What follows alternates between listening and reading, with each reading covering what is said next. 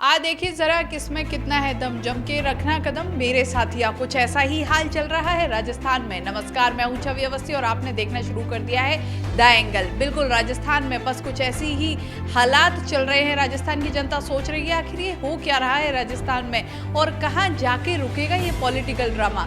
आज की बात करें तो आज कैबिनेट की बैठक हुई। बैठक के बाद राज्यपाल को तीसरी बार फिर से प्रस्ताव भेजा गया है। अब तक 2 बार लौटा चुके हैं राज्यपाल प्रस्ताव को। विधानसभा आहूत करने के लिए लगातार मुख्यमंत्री अशोक गहलोत की तरफ से प्रस्ताव भेजे जा रहे हैं, लेकिन राज्यपाल हैं कि उनको लौटाए जा रहे हैं और बार बार में कई तरह की क्वेरीज भेज रहे हैं, कई तरह के प्रश्न पूछ रहे हैं, लेकिन अभी तक विधानसभा आहूत करने के लिए उनकी तरफ से रजामंदी नहीं हो पाई है। वहीं ऐसे में जो सरकार है, ऐसे में जो मुख्यमंत्री अशोक गहलोत हैं, खुद उनकी तरफ से भी कई बार कहा जा चुका है कि राज्यपाल ऐसा क्यों कर रहे हैं, क्योंकि अब तक 4 बार विधानसभा बुलाई जा चुकी है। 10 दिन से भी कम अवधि में बुलाई गई थी, लेकिन 5वीं बार ऐसा क्या हो रहा है कि बार बार राज्यपाल लौटा रहे हैं। कई लोगों का तो आरोप ये लगाया जा रहा है कि राज्यपाल पे आरोप लगा रहे हैं कई लोग कि ये खुद राज्यपाल अपनी मर्जी से नहीं कर रहे हैं, बल्कि उनके ऊपर प्रेशर है केंद्र सरकार का, उनके ऊपर प्रेशर है बीजेपी के जो आला नेता है उनका कि ऐसा ना करें, क्योंकि अगर ऐसा होता है तो ज़्यादा वक्त मिलेगा बीजेपी को सरकार को तोड़ने में, सरकार के विधायकों को तोड़ने में और सरकार को गिराने में। जिस षड्यंत्र में लगातार बीजेपी लगी हुई है उसमें वक्त मिलेगा, कई लोगों का ये साफ तौर पर कहना है। वहीं आज की बात करें तो आज हालांकि ज़्यादा कुछ उथल पुथल देखने को नहीं मिली, लेकिन सबसे बड़ी चीज़ यही थी कि तीसरी बार प्रस्ताव भेज दिया गया है। वहीं कहा जा रहा है कि राज्यपाल उसका गहन अध्ययन कर रहे हैं। अब इस गहन अध्ययन के बाद क्या होना है वो तो पता लगेगा, लेकिन उम्मीद की जा रही है कि शायद कुछ हो वहाँ से, जिससे कि जो ये उथल पुथल चली हुई है राजस्थान की राजनीति में, इसमें कुछ आगे का पड़ाव देखने को मिले, क्योंकि अभी तक गेंद राज्यपाल के पाले में है और राज्यपाल उस गेंद को छिपा के बैठे हैं, क्योंकि वो आगे उसमें किसी भी तरह की प्रतिक्रिया नहीं दे रहे हैं। बार बार में उस जो वो प्रस्ताव आ रहा है उसे लौटा रहे हैं।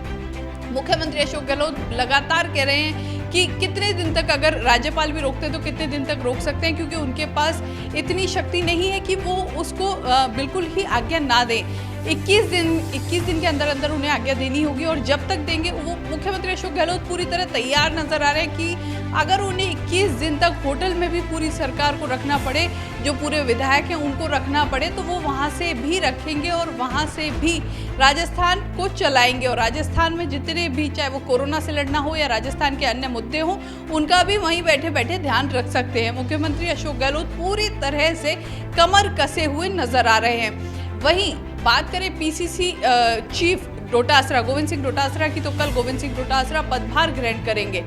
जो कुर्सी कभी सचिन पायलट की हुआ करती थी, जिस कुर्सी के लिए कहा जाता है कि कभी आपसी मतभेद शुरू हुआ था दोनों के बीच, सीएम अशोक गहलोत और सचिन पायलट के बीच, अब वो कुर्सी गोविंद सिंह डोटासरा की हो चुकी है।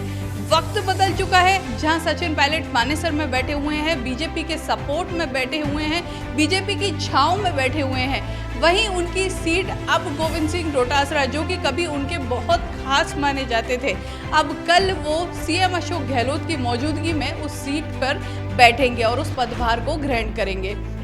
वक्त बदल रहा है राजस्थान की राजनीति में, बहुत जल्दी हर अध्याय बदल रहा है।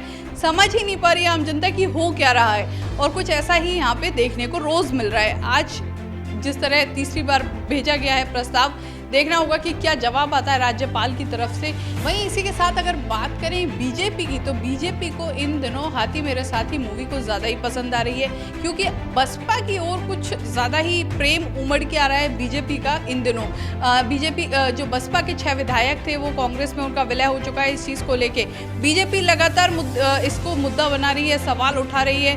तो ऐसा लग रहा है कि बीजेपी को बसपा में इतना ज़्यादा कैसे प्रेम जाग रहा है, इतना ज़्यादा कैसे बसपा के लिए चिंतित है, लेकिन इसका सीधा एक ही मसला है, क्योंकि हर तरफ से घेरना चाहते हैं सीएम अशोक गहलोत को, चाहे वो बसपा के मसले पर हो या फिर खुद उनके 19 विधायकों के मसले पर हो या फिर अन्य जो ये राज्यपाल की तरफ से जिस तरह के एक्शन हो रहे हैं उस तरफ से।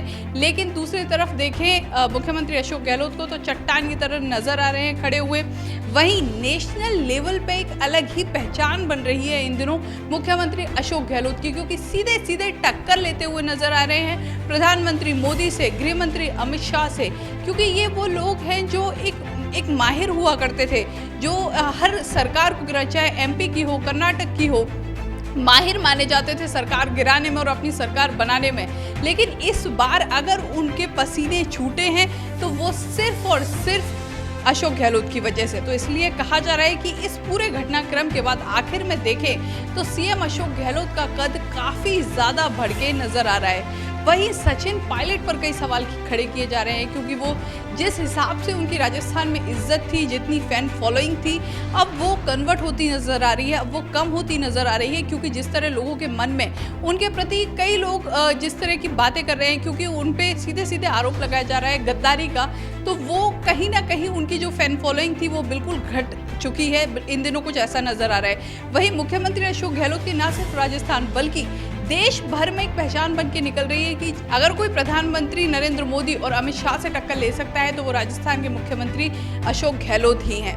तो काफ़ी कुछ घटित हो रहा है राजस्थान में इन दिनों, और हर रोज़ इसी तरह हम आपको अपडेट देते रहते हैं और आगे भी देते रहेंगे। लेकिन उसके लिए आपको देखना होगा हमारे चैनल को और सब्सक्राइब करना होगा, जिससे कि टाइम पर आपके पास वीडियो पहुंच जाए। नमस्कार।